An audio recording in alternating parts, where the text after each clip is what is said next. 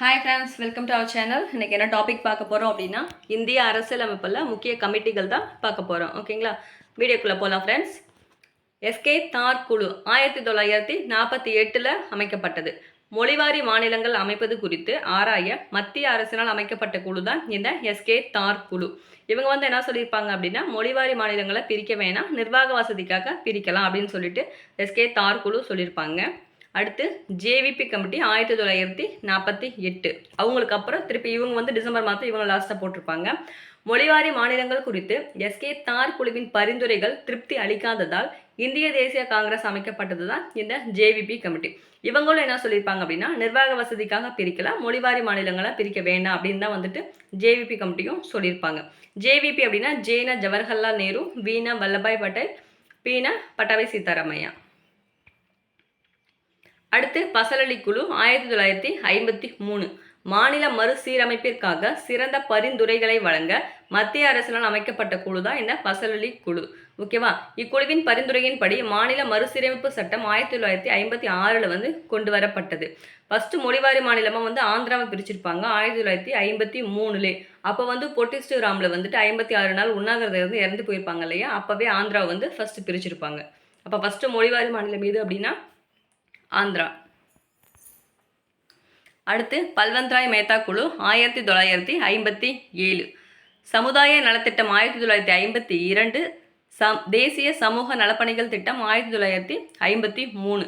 இவற்றின் செயல்பாடுகள் குறித்து ஆய்வு செய்ய மத்திய அரசினால் அமைக்கப்பட்ட குழு தான் இந்த பல்வந்த்ராய் மேத்தா குழு. ஓகேவா, சமுதாய நலத்திட்டம், தேசிய சமூக நலப்பணிகள் திட்டம், இந்த ரெண்டு குழுவும் வந்து செயல்பாடுகளை ஆராய்வதற்காக அமைக்கப்பட்ட குழு தான் இந்த பல்வந்த்ராய் மேத்தா குழு.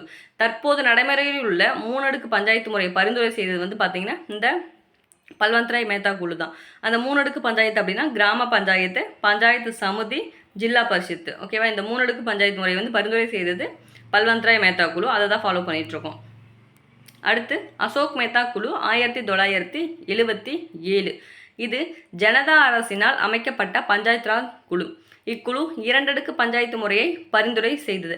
பல்வந்த்ராய் மேத்தா குழு வந்து 3 அடுக்கு பஞ்சாயத்து வந்து பரிந்துரை பண்ணாங்க. அசோக் மேத்தா வந்து 2 அடுக்கு பஞ்சாயத்து முறையை பரிந்துரை செய்தாங்க. இவங்க 2 அடுக்கு பஞ்சாயத்து முறை வந்து பார்த்தீங்கன்னா மண்டல பஞ்சாயத், ஜில்லா பரிஷத், இதை வந்து ரெஃபர் பண்ணதான் வந்துட்டு அசோக் மேத்தா குழு. ஜிவிகே ராவ் குழு 1985. இது கிராமப்புற மேம்பாடு மற்றும் வறுமை ஒழிப்பு திட்டங்களின் நிர்வாக செயல்பாடுகள் குறித்து ஆராய திட்டக்குழுவினால் ஏற்படுத்தப்பட்ட குழு தான் ஜிவிகே ராவ் குழு. இது வந்து திட்டக்குழுவால் ஏற்படுத்தப்பட்ட குழு. கிராமப்புற மேம்பாடு, இந்த வறுமை ஒழிப்பு திட்டங்கள், இதை பற்றின செயல்பாடுகள் ஆராய்வதற்காக அமைக்கப்பட்டது ஜிவிகே ராவ் குழு 1985. அடுத்து எல்எம் சிங்வி குழு 1986.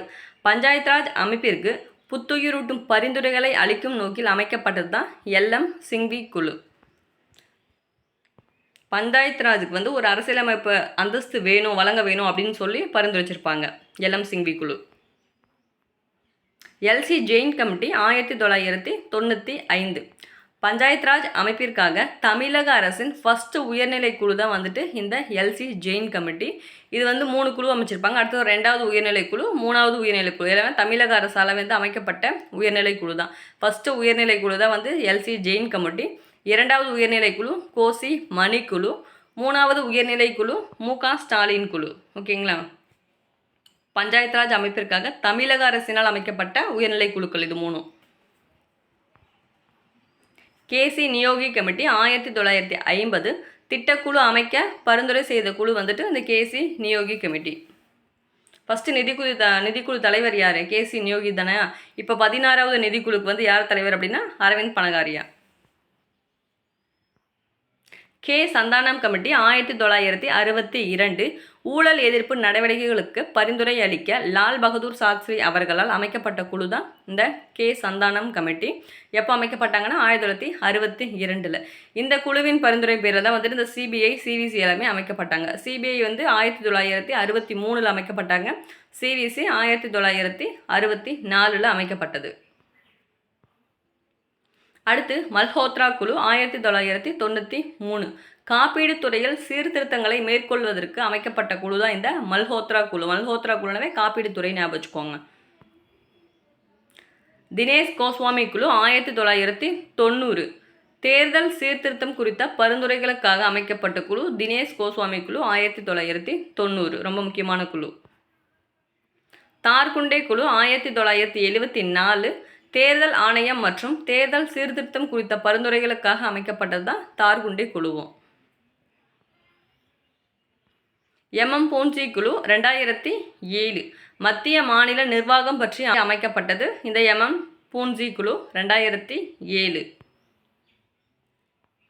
ராம்நந்தன் பிரசாத் குழு 1993. இதர பிற்படுத்தப்பட்டோருக்கான பிரிவில் கிரீமி லேயர் என்னும் பிரிவினை அறிமுகப்படுத்த பரிந்துரைத்த குழு தான் ராம்நந்தன் பிரசாத் குழு 1993. ராம்நந்தன் பிரசாத் குழு அப்படின்னா கிரீமி லேயர். யாஷ்மால் குழு 2009. பள்ளிக்கல்வி முறையினை மேம்படுத்த பரிந்துரைகளை அளிக்க ஏற்படுத்தப்பட்ட குழு தான் யாஷ்பால் குழு. ஓஹரா குழு 1993. அரசியலில் குற்றவாளிகள் அதிகரிப்பது மற்றும் அரசியல்வாதிகள் குற்றவாளிகளுக்கு அடைக்கலம் அளிப்பது. ஓகேவா, இதனை குறித்து விசாரிக்க அமைக்கப்பட்ட குழு தான் வந்துட்டு ஓஹரா குழு 1993. நானாவதி குழு 2000. 1984ஆம் ஆண்டில் சீக்கியர்களுக்கு எதிராக ஏற்படுத்தப்பட்ட கலவரம் பற்றி விசாரிக்கப்பட்ட குழு தான் வந்துட்டு நானாவதி குழு. நானாவதி குழு அப்படின்னாவே சீக்கியர் ஞாபகம் வச்சுக்கோங்க. ஓகேவா. லிபர்ஹன் குழு 1992. பாபர் மசூதி இடிப்பு குறித்து விசாரணை மேற்கொள்ள அமைக்கப்பட்டது லிபர்ஹன் குழு 1992. சர்க்காரியா ஆணையம் 1983. மத்திய மாநில உறவுகள் மேம்படுத்துவதற்கு குறித்து ஆராய அமைக்கப்பட்ட குழு தான் இந்த சர்க்காரியா ஆணையம். சர்க்காரியா ஆணையம் 1983. ஞாபகம் வச்சுக்கோங்க, இது ரொம்ப முக்கியமான கமிட்டி. ஸ்ரீ கிருஷ்ணா ஆணையம் 1993. இது எதுக்கு அமைக்கப்பட்டிருப்பாங்க அப்படின்னா 1992ஆம் ஆண்டில் மும்பை கலவரம் குறித்து ஆராய அமைக்கப்பட்ட குழு தான் இந்த ஸ்ரீ கிருஷ்ணா ஆணையம். அடுத்து கோத்தாரி ஆணையம் 1964. இந்தியாவில் கல்வி வளர்ச்சியை உறுதி செய்ய தேவையான பரிந்துரைகளை வழங்க ஏற்படுத்தப்பட்டது தான் கோத்தாரி ஆணையம். கல்வி வளர்ச்சி உறுதி செய்வதற்காக. ஓகேவா, கோத்தாரி ஆணையம் 1964. அடுத்து பாருங்க, இது ஒரு 3 ஆணையம் இருக்குது. இந்த 3 குழுமே பார்த்தோம் அப்படின்னா சுபாஷ் சந்திரபோஸ் மரணம் குறித்த ஆராய அமைக்கப்பட்ட குழுக்கள் தான் இது 3மே. ஓகேவா, கோசலா ஆணையம், முகர்ஜி ஆணையம், ஷா நவாஸ் குழு, இது 3மே சுபாஷ் சந்திரபோஸ் மரணம் குறித்து ஆராய அமைக்கப்பட்ட குழுக்கள். கோசலா ஆணையம் இயர் 1970. முகர்ஜி ஆணையம் 1999. ஷா நவாஸ் குழு 1955. கோசலா, முகர்ஜி, ஷா நவாஸ். அடுத்து காகா கலீல்கர் ஆணையம் 1953. பிற்படுத்தப்பட்டோர் குறித்து ஆராய அமைக்கப்பட்ட முதல் ஆணையம் தான் வந்துட்டு காகா கலீல்கர் ஆணையம் 1953. அடுத்து ரெண்டாவது ஆணையம் பார்த்தோன்னா மண்டல் ஆணையம் 1979 வருடம். பிற்படுத்தப்பட்டோருக்கு 27% இடஒதுக்கீடு வழங்க பரிந்துரை செய்த ஆணையம் தான் வந்துட்டு மண்டல் ஆணையம். இது ரெண்டுமே முக்கியமான குழு தான். ஓகேவா, காகா கலீல்கர் ஆணையம், மண்டல் ஆணையம் 1953 அவங்க அமைக்கப்பட்டிருப்பாங்க. மண்டல் ஆணையம் 1979. அடுத்து முதல் நிர்வாக சீர்திருத்த ஆணையம் 1966. நிர்வாக முறையில் மறுசீரமைப்பு மேற்கொள்ள மொராஜி தேசாய் தலைமையில் அமைக்கப்பட்ட குழு தான் இந்த முதல் நிர்வாக சீர்திருத்த ஆணையம். ஓகேவா, மொராஜி தேசாய் தலைமையில் தான் ஃபர்ஸ்ட் அமைச்சிருப்பாங்க.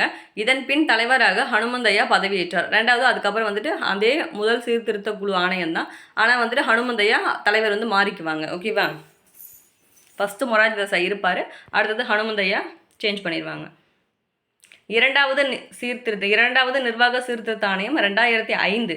இதன் தலைவராக காங்கிரஸ் கட்சியை சார்ந்த வீரப்ப மொய்லி பதவியேற்றார். ஓகேவா, முதல் நிர்வாக சீர்திருத்த ஆணையம், இரண்டாவது நிர்வாக சீர்திருத்த ஆணையம். முதலாவது நிர்வாக சீர்திருத்த ஆணையம் அப்படின்னா மொராஜி தேசாய், அதுக்கப்புறம் ஹனுமந்தையா வந்துருவாங்க. இரண்டாவது நிர்வாக சீர்திருத்த ஆணையம்னா வீரப்ப மொய்லி, இவங்க 2005. சர்தார் ஸ்வரன் சிங் குழு 1976. அடிப்படை கடமைகளை பரிந்துரை செய்தது பார்த்திங்கன்னா ஸ்வரன் சிங் கமிட்டி தான்.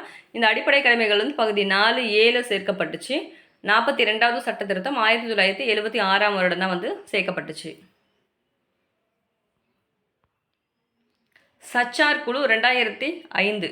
இந்தியாவில் உள்ள இஸ்லாமியரின் சமூக பொருளாதார மற்றும் கல்வி நிலை குறித்து ஆராய அமைக்கப்பட்ட குழு தான் வந்துட்டு சச்சார் குழு. ஓகேவா? ஆல்ரெடி நானாவதி குழு பார்த்தோம் இல்லையா, அவங்க வந்து சீக்கியருக்காக அமைக்கப்பட்டது. இந்த சச்சார் குழு வந்து இஸ்லாமியருக்காக அமைக்கப்பட்டது. ஜஸ்ட் அப்படி ஒன் வேர்டில் கூட ஞாபகம் வச்சுக்கோங்க, ஈஸியாக இருக்கும். நானாவதினா சீக்கியர், சச்சார் அப்படின்னா இஸ்லாமியருக்காக அமைக்கப்பட்டது. அடுத்து நீதிபதி லோதா குழு 2015. கிரிக்கெட்டில் சூதாட்டம் நடைபெறுவதை தடுக்கவும் சூதாட்டத்தில் ஈடுபடுபவர்களுக்கு தண்டனை அளிக்கவும் பரிந்துரை செய்தது தான் வந்துட்டு இந்த நீதிபதி லோதா குழு. நீதிபதி லோதா குழு வந்து கிரிக்கெட்டில் வந்து சூதாட்டம் பண்ணவங்களுக்கு அதை பரிந்துரை செய்வதற்காக அமைக்கப்பட்ட குழு. ஸ்ரீ கிருஷ்ணா கமிட்டி 2010. தெலுங்கானா புதிய மாநிலமாக அமைக்க பரிந்துரைகள் செய்து அமைக்கப்பட்ட குழு தான் வந்துட்டு இந்த ஸ்ரீ கிருஷ்ணா கமிட்டி. இதன்படி தெலுங்கானா வந்து 2014 ஜூன் 2 வந்துட்டு உருவாயிருக்கும். ஓகேங்களா? Okay, finished. வீடியோ பிடிச்சிருந்துச்சி அப்படின்னா லைக் பண்ணுங்கள், சப்ஸ்கிரைப்